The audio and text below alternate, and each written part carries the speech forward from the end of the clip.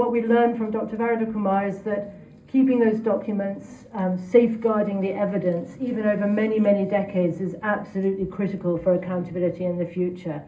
So we're looking now at the documents that he kept, some of the testimony that goes back to the 80s, and it's so beautifully taken and kept and organized that we can actually start to think about building either reports or even potentially cases with some of the information that's there. And if it hadn't been collected at that point contemporaneously, you wouldn't be in a position to be able to do that now. Sorry, should I do something with this? I think the lesson from that is document, collect the evidence, keep the information. And I'm just aware that there are many people in the community who have information or have video recordings, magazines, old newspaper cuttings that may not seem that valuable, and as time goes by they may throw them out, but I would urge you not to do that. Those things have a value in terms of linkage evidence, and what I mean by that is we know that certain violations happened in certain places, but it's sometimes difficult to link that to the unit that was in charge of the army camps or police stations or whoever the alleged perpetrators are. And having those documents, those videos, other kinds of newspapers, sometimes you can make those links, and those are incredibly valuable, apart from the fact that it's also your history and it should be preserved. So that's one lesson, I think, from what Dr. Kumar did, and he kept an enormous amount of documentation. I think another thing is to say that, justice is unbelievably slow, and yes, I'm the most impatient person about that too.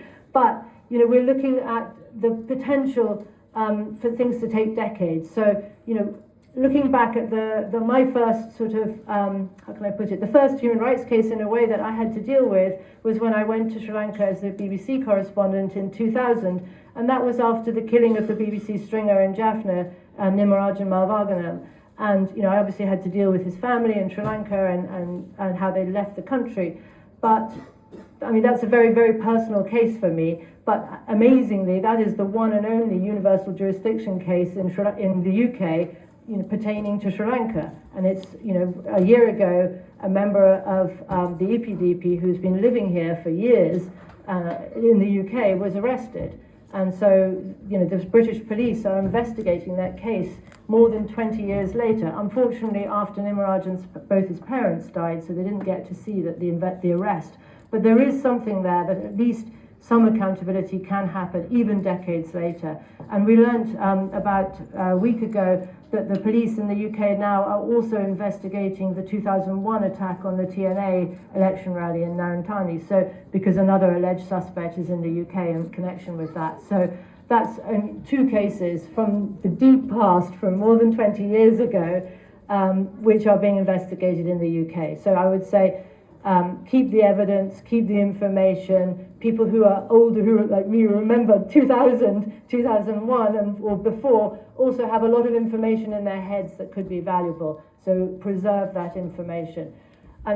We're looking at 10th of December today, and many people have mentioned sanctions. And I too am bitterly disappointed that today we don't see any announcement of sanctions in the UK with respect to Sri Lanka. We in the ITJP put forward 2 detailed sanctions submissions, one on Shavendra Silva, one on Jagat Jayasuriya. Jagat, because he's retired, we thought he was an easier target for the UK government.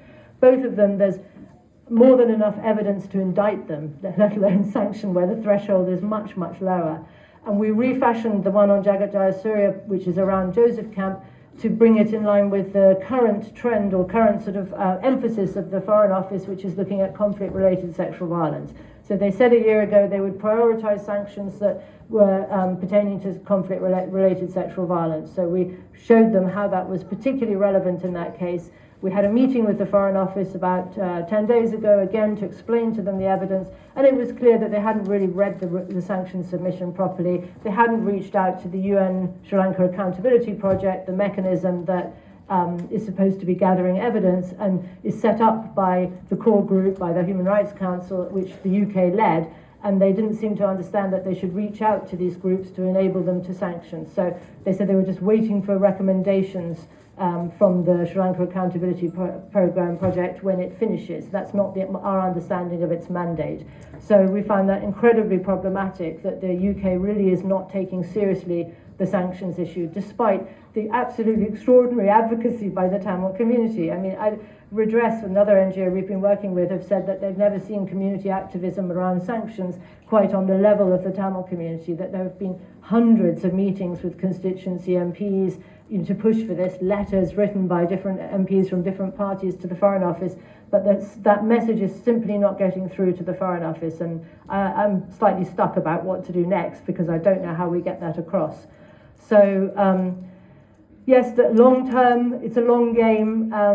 You know, we collect the evidence, hold it, safeguard it, don't throw away old documents, please keep them, and you know, at the same time, we need to push the UK government to do a lot more. So that's the message from me.